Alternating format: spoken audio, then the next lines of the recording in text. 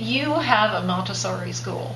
Mm-hmm. You and I have had some discussions in the past about the differences between Dewey and Montessori, and as a matter of fact, that's one of the ways that I knew I needed to reach out to you to do an essay in the book, is that you had done this review of somebody else's book about Dewey and Montessori. I'm really curious to hear you articulate what kinds of differences you see between Dewey and Montessori. And I'm really particularly fascinated by your viewpoint because you don't throw Dewey out entirely. You see certain value in Dewey, but you just don't agree with his underlying philosophy, his ideology, I guess one could say. So if you could just talk a little bit about Dewey and Montessori and the differences between them and what the value is in each of them and where you think the stumbling points are. Dewey actually was the person who brought Montessori over to the United States initially in, I think, 1912. He knew a lot about education. He knew a lot about how to teach.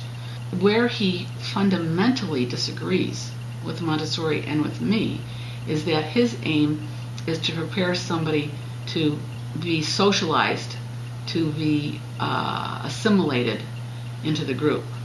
His concern was how is the group functioning.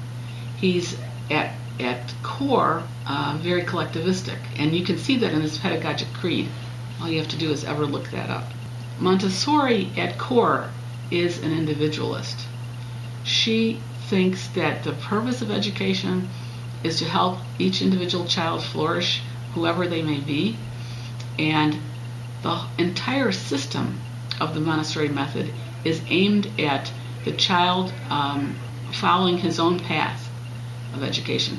Because she said, and I think this is obviously true, human beings are too complicated for anyone to know what's going on inside them.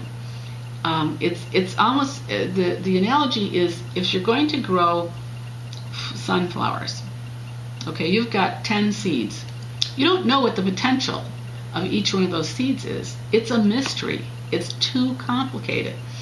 The best thing you can do is to give those seeds the highest quality environment that you can.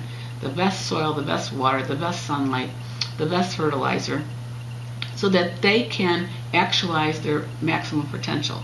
The same thing is true of human beings, and that's what you try to do in a Montessori environment. Montessori was very much aimed at how to allow the individual person to flourish, find out what they're most interested in, what they're best at, what they want to do with their life. And by doing that, the students learn how to get along with each other and have a very peaceful community. She had an ultimate aim, which was world peace, but the way she wanted to do it was by helping each individual flourish.